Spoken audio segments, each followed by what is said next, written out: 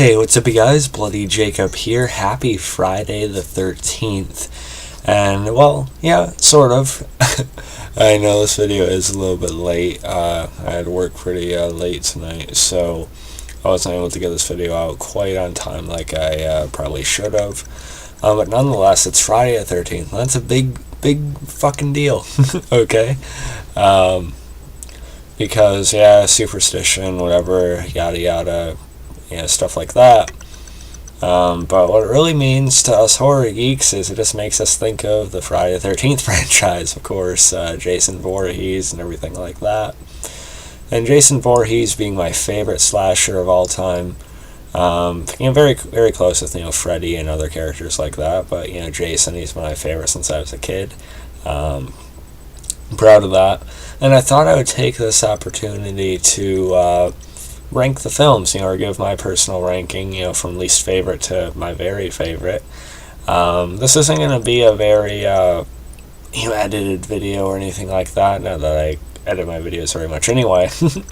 I didn't want to make this a whole thing. I just kind of wanted to have it be like a relaxed, sort of easy, just a run through of the films and just giving you my personal thoughts on each of them as we go from to but yeah, and with as much as I've always loved Friday the 13th and Jason, I thought it was the right time to establish my favorite order here. But yeah, so I own all the films. They're all on DVD here. I plan on getting a nicer set of them at some point. But yeah, I'll only start with my least favorite of the Friday the 13th franchise. I guess not terrible, but not very good either. And I've been taking my girlfriend through these here and there as well, and rewatching it again. I just don't really care for it. And that is Friday the 13th Part 5, A New Beginning. Of course, spoilers to follow. I'm not going to really dive deep into any of these. This is, like I said, general ranking. But I'm still going to give my thoughts on them, so just be warned, I might say something about the plot or something like that. And by the way, these are my personal rankings. We don't have to get into, a keyboard war if you disagree with one of my picks or something. But yeah, this is my least favorite. It's copycats on actually Jason in this movie, so that's one thing. Just watching it again, it's not just that either. I don't mind the setup of like the house, with the different kids being taken care of and stuff like that, or people with issues. It's an okay setup, but like I said, it's not Jason. It turns into this whole Roy thing, and just his character is just very, very dull, and the reveal is just lukewarm at best. And not just that either. I know this movie was edited and cut down quite a bit. Like Part 7, and of course many movies like this in the franchise, or movies like this. But not just because it was cut down, but besides that, the kills just in general weren't that original to begin with. There's a pretty high body count, especially for the fifth entry in the series. But just none of the kills were that original or that creative, or it was just very basic, very bare bones and dry for what a Friday the 13th horror slasher film could be. And some of the acting just didn't really deliver at times either. The best part for me is just when you see Tommy hallucinating Jason, but that was about it. So not much more to say about this one. My least favorite of the franchise. I think it's probably going to stay that way. Okay, let's see, just gotta find somewhere to set this. Excuse me. Hold on. Alright, I guess. My next one, a lot of people will probably be upset by this one. But my next least favorite is the original Friday the 13th, from 1980. This one definitely has its place. Don't get me wrong, don't kill me. And pretty much every film from this onward, I like, quite a bit more than part 5, so don't worry. Or at least a little more. But yeah, don't get me wrong, this film has its place. Established something that, I really love. And I appreciate the initial premise of Pamela snapping, going on a killing spree, because of her boy. But this film, I haven't watched it in a while, granted, but it does feel drawn out. It's a little over an hour and a half. It probably could have taken 10, even 20 minutes less. The plot did feel a bit stretched out. It's a very low budget. It wasn't meant. They weren't expecting it to blow up into this big horror franchise. They didn't even have any plans for Jason being resurrected and everything like that by part 6 or anything like that at this point. So it was very humble, very modest beginning. After things like Halloween came out and stuff like that. And I do like the music. This is where we really hear that. Obviously for the first time, and of course Betsy Palmer. She had a way about her. I don't think any actress could have played Pamela quite like her. But besides that, it was kind of dull. It was kind of empty for me at times. And once you've seen it, or once it's Pamela, it's not really rewatchable, at least for me. Actress who, Adrienne King, she does alright. She is better than some other final girls in the series. And I do like the final, hallucination of her in the boat on the lake and, young Jason coming up for her. But there's not as much to it compared to the others. There's not quite as much going on to really get me into it past, the initial first couple viewings. But yeah, so that one. And then the next one is going to be, I kind of debate between the first one and this one here. But the next one for me right now is Jason Goes to Hell. Of course, part 9. This is another one I haven't watched in a while, so maybe I should kind of switch these last two around. It's not really my favorite kind of premise for a Friday the 13th film. Someone eating, Jason's heart and, him possessing people throughout the movie, some kind of demon, I guess. And the whole thing about, relative with the dagger and everything. It's a bit, maybe I should switch part 1 in this round. But, it is kind of dark. It has like a darker edge to it than some of the other films do, for sure. There's Crichton Duke, kind of a fan favorite character in the franchise. They probably could have expanded on his story more, though, and I do love the opening with the FBI ambush. I think it's pretty cool. I like Jason's skin actually growing over his mask. I think it's a pretty good design. But yeah, so I guess there's not much more to say about this one. There's not as much that sticks out. There's really not many kills that I find too memorable. But when it does happen, it is, like I said, better than part 5. So don't worry about that. But yeah, so you could probably switch part 1 in this round for me. Maybe I kind of have to think about it. But I do love the setup that they tried to put in with Freddy Krueger's glove coming up at the end. Of course, we didn't actually get that crossover for about a decade. But nonetheless, it's still really cool to see. And so yeah, part 9, Jason Goes to Hell. Excuse me, let me just find somewhere to set these. Alright, there you go. Alright, the next one is going to be Friday the 13th Part 8, Jason Takes Manhattan. This one used to be a little bit lower on my list too. But thanks to some good, actually pretty memorable kills in this one, and some memorable scenes as well. It's still at a fairly low, but not really a dead end place on my list. Jason, I wish I had spent more time in Manhattan, the actual city, as opposed to the boat. But I don't really mind the boat setup either. I still thought it was different for a Friday the 13th environment. Like I said, there's memorable kills, especially if the boxer, him knocking the head off. The Cole kill when he puts he puts the teacher into that acid barrel or whatever it is. And I also love Kane Hodder kicking the stereo or the radio over. And there's also a story about this movie. They had wanted a scene where Jason kicks a dog or something like that, but Kane Hodder just didn't really want that.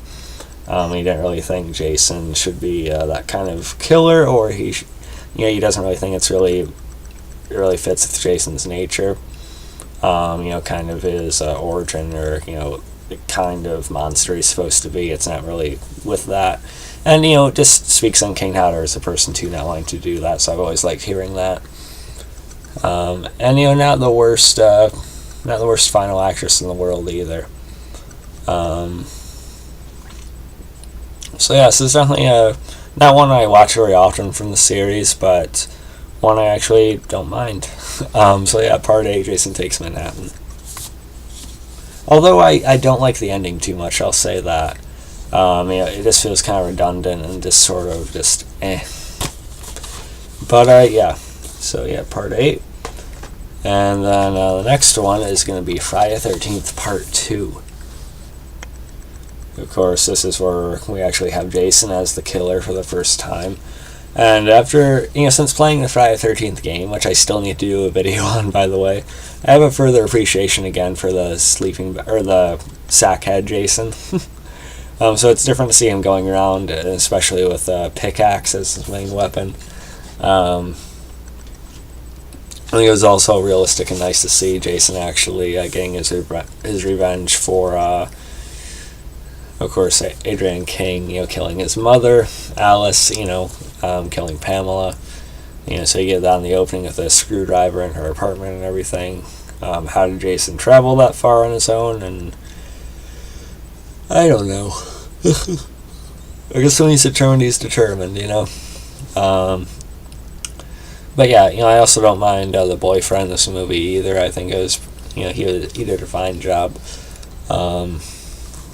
I also do like a standoff at the end, with her putting on the sweater and Jason sort of being frozen by that. I like that dynamic really starting. And she slices him in the shoulder. I don't know why, but part 2, I actually quite like this one. It's kind of trickled a little bit further up on my list over the past year or so. So Friday the 13th Part 2. Not going to be able to talk a whole lot about all these. It is, 3 in the morning right now. So I'm sorry if I'm more brief with some of these ones coming up than you might want me to be. But, again, feel free to comment below and I can talk more about them for sure. Next one is Jason X, Part 10, I guess you could call it. Or in the timeline, technically, this should be the last film. This is actually one of the first Friday films I ever seen when I was younger. I was at an old friend's house, and not really, don't really see him as a friend anymore, I'll say that one. But nonetheless, we were hanging out, and Jason X is on TV, and we were just kind of into watching that thing. And I think I had heard of Jason, but I hadn't really been able to see any of the movies. This is silly. It's really campy. It's probably like the entry of the whole series that you can probably take the least seriously. But once you embrace that, I think there's a decent amount of entertainment value to be had here. How about Jason in space? That's how it came up. They just wanted a different gimmick to it. We also get the Uber Jason in this one, which is fine. I actually like Jason being resurrected, and I actually like the scene where it's in the 2000s, still sort of present day, and we see Jason locked up, but we just get, I just like them talking about how many different ways they've tried to execute him, but it doesn't work, he can't die. So I like that. I like Jason stalking the main girl, through the facility and everything. I think it's actually a pretty good sequence. So I have Kane Hodder's best, sort of mannerisms too, and some, his head tilting and stuff like that. But yeah, there's just a lot of silly kills in this one that are actually, quite fun to watch. I actually kind of like the ending to this one too. Brodsky, taking off with Jason to Earth's atmosphere, and then of course campers decide to go investigate when it crashes into a lake, and we hear the, and stuff like that. So yeah, the AI, the android, I thought she was a little bit annoying at times, a little bit bland. And no real memorable actor or character in this movie besides Brodsky. I think he was pretty cool. He's been in things like 300 and Spartacus and stuff like that. You also have the the liquid nitrogen kill in this one. Face bashing. So that's pretty good. But yeah, so Jason X. Now Jason X and this one here, I might be able to switch around. I'm not sure yet. But right now we have Friday the 13th Part 3, 3D. I do actually still have the glasses, with this one, by the way, I think, unless I lost them. Let me open these real quick. I may have misplaced them. But nonetheless, I did watch this in 3D on my TV at one point. And, it was just very gimmicky in the, in the 80s. Pitchfork stuck in the guy and then the handle, coming off the screen or whatever it is. Watching this again with my girlfriend, I don't like it quite as much as I used to. It used to be a little bit higher on my list. But nonetheless, it still sticks out to me. Jason getting his hockey mask for the first time. I really like the spear gun kind of kill. Of course, you have Shelly in this one as well, who's actually a playable character on the game now. So let me look something up real quick.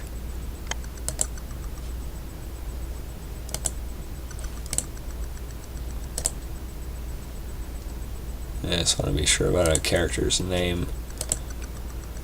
But yeah, it's some of the more likable characters in the franchise, I think. I talked about the spear gun kill. Vera. I actually kind of wish she was our main protagonist in this one. She might have handled... she handled Shelly how she could. He seemed to have a lot of insecurities about himself and that built-up aggression, you could say, with the way he sort of takes her, pushing him away. We also have the hippie in this one, Chuck, who's also a character in the game now. And I really like the eye pop kill with Rick. And Rick is actually a likable, love interest and, boyfriend, I think. But still, I really like the eye pop, for sure. And again, just before the spear gun kill, when you see Jason walking out, on the dock with the mask on, it's iconic, okay? It's damn iconic. So, yeah. You also have the kill with the guy doing the handstand, too, which is pretty fun. And then the biker thing felt a little bit awkward at times, and just see him pop out at the end just to get hacked up off screen is a little bit odd as well. But besides that, I did like the flashbacks we got. To the girl's first encounter with Jason when she was younger, and I really like the look of Jason unmasked in this one. In fact, the NECA figure I have of Part 3, it's one of my favorite looks for sure, and they just were so on point with the face there. It might be my favorite look for Jason unmasked, actually. So yeah, in the ending, it's kind of reminiscent of Part 1, but it's all right. And there's actually an alternate ending for it, which you can actually find the clip. But you can see there's actually pictures of it on the web if you want to take a look. It's where she had hallucinated Jason actually decapitating her. But even though it was still meant to be like a dream or hallucination, it was still seen as too grim. If I would have liked it. But yeah. So yeah, Part 3. Okay, just a few more here. I do gotta get to bed at some point, but My next one is Friday 13th Part 7, The New Blood. This one could be even a little bit higher on my list, but this is another one that was edited down quite a bit. It's one of the more notorious ones for that in the series, along with Part 5 and a couple others. So without that, I think it probably could have been maybe another notch or two higher. I'm not sure. But it's definitely one of the best looks for Jason, with the spine sticking out and everything like that. And then there's a different dynamic with her being able to use telekinesis and everything like that. It was just different having the regular character be able to fight back against Jason a little bit. Something I think we should have seen more of throughout the series. Have like a real threat against, or well, at least some kind of pushback against Jason. I always thought it would have been cool if we had more of like a SWAT, presence, which we got in Part 9 in the opening a little bit, but it would have just been cool if we had like a, well-trained or more prepared people in the woods, or that are trying to get at Jason or something throughout the whole movie. But anyway, that's a different thing. But besides some of the violence and the kills being cut down a bit, they're still one of my favorites of the whole series. I actually had... you guys can look off the video, but Grand Rapids Comic Con that I went to a few months back, I was able to meet Kane Hodder. Very, very awesome guy, by the way. But Adam signed a picture of Jason right before he kills the biggest bitch of the movie, if you remember, the blonde. She opens the door, and Jason just sticks the axe in her head and just throws her across the room into the TV. It's one of my favorite moments of the whole franchise for some reason. So, Part 7. Another thing I don't like, though, is the ending, with the father coming up, through the lake and everything. I got it for the character. But, kind of feel a little bit weak as a way to end this version of Jason. But still, I still like The Blood quite a bit. And I do really like the look of Jason unmasked when it cracks open in this movie. It's pretty awesome. Pretty good makeup, man. But yeah. Now we're into the top 4. So here we go. My fourth favorite is Part 4, the final chapter. This one it's just gotten more and more praise over the years. It's actually quite a few people's favorites, it seems to be nowadays.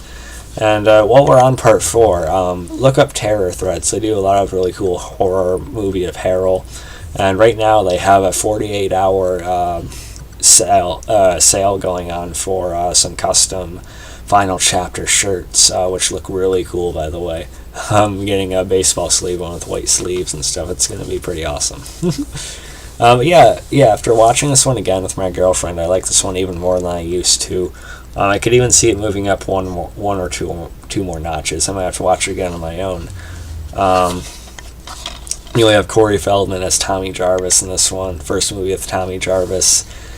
And my favorite thing about this movie is actually, I think it's the grimmest of the Friday the 13th films. Just there's a sense of just doom and like walls closing in, sort of. It just feels very empty and very, in a good way though for this movie.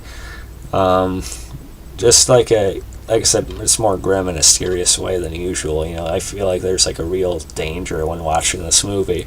That isn't always present with some of the other Friday the 13th films. And, Jason's look changed a little bit in this one, going from Richard Brooker to Ted White, of course. Ted White, he is one of the best. My favorite Jasons are Kane Hodder, Derek Mears, Ted White, and stuff like that. So, Ken Kirsinger actually didn't mind either. But yeah.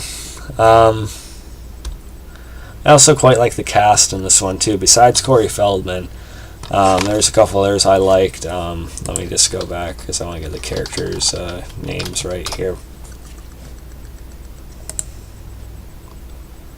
Just hold on a second, guys. Sorry.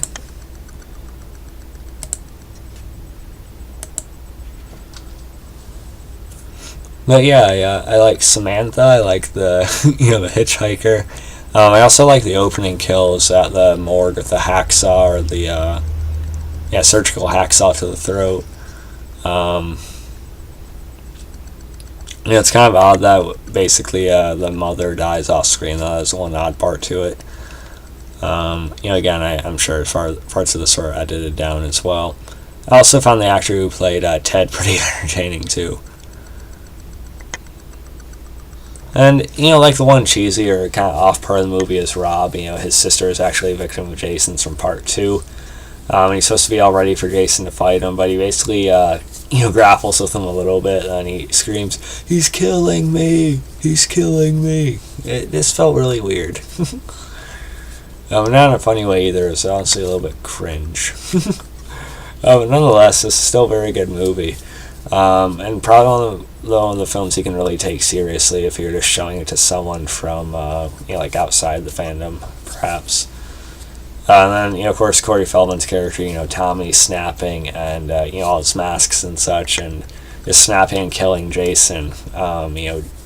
This version of Jason actually dying until he's resurrected in part 6. Very brutal, very cool. I really like the blood effects of that as, Jason just fell into the machete and stuff like that, and his, hand being cut open and stuff. It's really, really awesome, man. But, so part 4. Now we're into the top 3. Some of you may not like this, that these next 2 are as high as they are, but, it's me personally. Next one is going to be the 2009 remake, actually. I know some of you will hate this, but it's the case for me. I remember seeing this late at night in theaters with my dad, and I was just very pleased with how they did it, especially the Jason side of it. Derek Mears, as I mentioned earlier, he's actually one of my favorite Jasons. Like Kane Hodder did when he played him, I think Derek Mears actually brought another uniqueness to the physicality of Jason. Something of his own, the running Jason and the survivalist Jason I actually thought was pretty cool. Making him more intelligent, actually setting traps in the woods, the whole bow and arrow thing I actually think was really awesome. So this Jason is actually one of my favorites. It's a shame we never got a sequel to it, because I really love this version. And then it's kind of also like a hodgepodge of the first 3 films, because we get like a bag head Jason in an opening. I think it's actually really awesome with the sleeping bag, the girl burning inside and everything. Pretty likable cast at the beginning. I actually kind of prefer them to the group, in the main group in the rest of the film. But then we get Jason finding his mask, which probably could have been done in a grander fashion, but still cool. And besides that, Jared Padalecki is in this, and I love Supernatural. So it's really awesome that he was in this midway through the show. Just like Jensen Ackles, he had done My Bloody Valentine the same year. He's good in this. He's definitely one of my favorite leads of a slasher film. I think he's definitely probably the best of the Friday films, honestly. I don't know. Maybe I'm going a bit too far there, but also like the flashback of Pamela being killed here. She wasn't exactly Betsy Palmer, but I thought she was fine for the brief bit she had. And there's a couple swerves at the end with who's killed and who's not. And, again, I just really like the physicality of Jason. It really set him apart. I like the tunnel system. Just for a more realistic version of the character. And, and like I said, I really like the bow and arrow kill, but I also like the kill of the guy's running. He's probably like 20 feet off, and Jason gets the axe and just throws it. Really awesome. So the remake, I actually really like this one. And these last couple I probably could have switched a bit. Like this next one here, I might have been able to put down like another notch or two. Again, I could debate about these all the time though.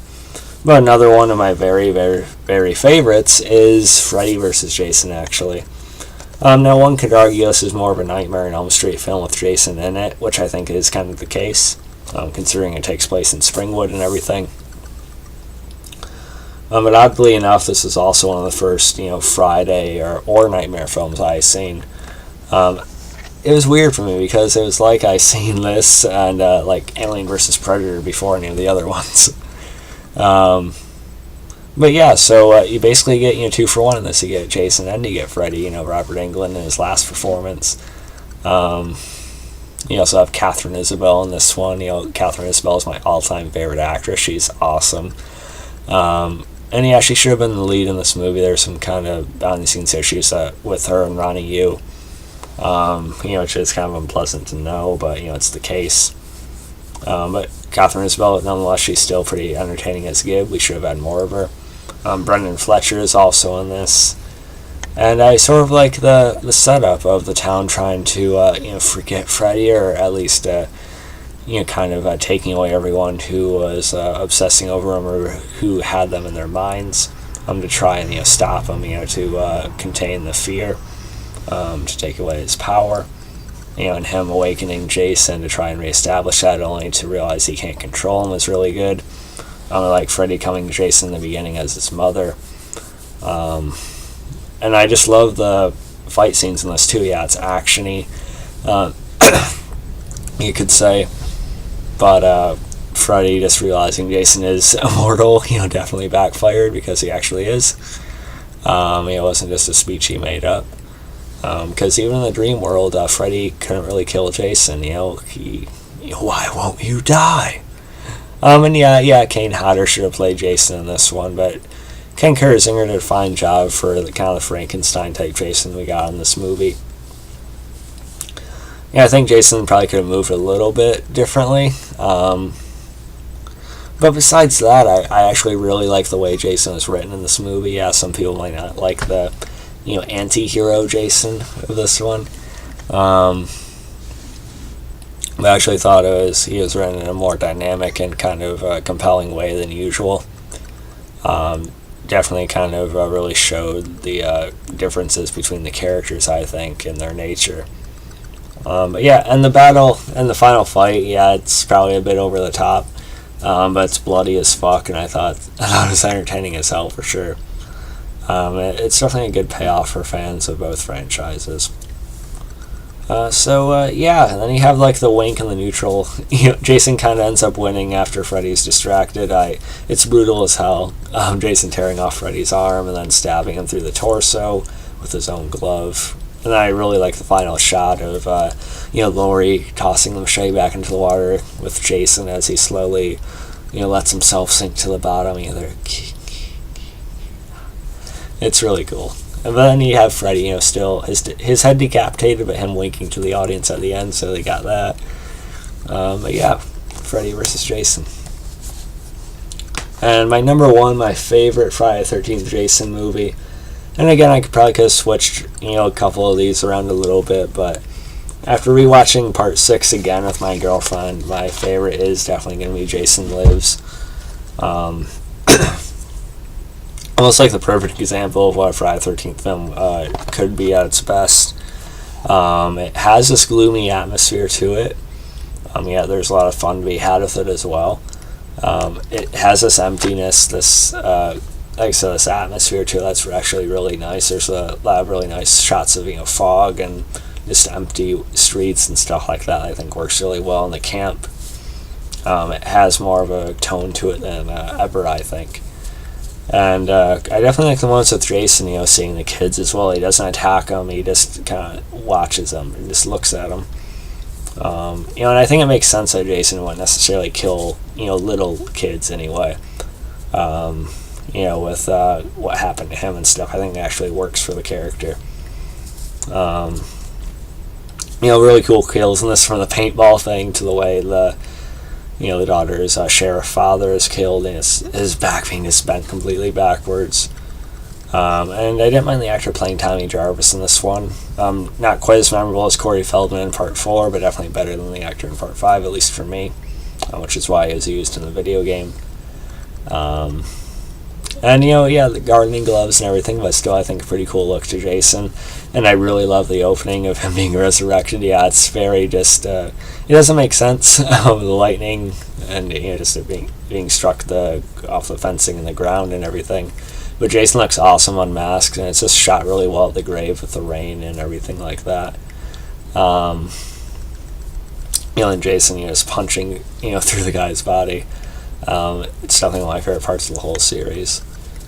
It's not my favorite with Jason being chained to the bottom at the end, and the motor or the boat kind of just cutting into his head. It was alright, not the best ending, but it's had a lot of fun with this for sure, and not quite like the others either. Part 6, my favorite, but again, I could probably switch a few of these around. Let me know what your favorites are. Post your ranking below. Or just tell me your least favorite, rant about that too if you want. So yeah, this is a really long video, longer than I intended, but I also kind of expected it to just blow up, so thank you anyone who actually watched the whole thing. If not, I understand. But yeah, hope you guys enjoyed this video. Follow me on Facebook, Twitter, like, subscribe, and I'll catch you guys next time. Peace.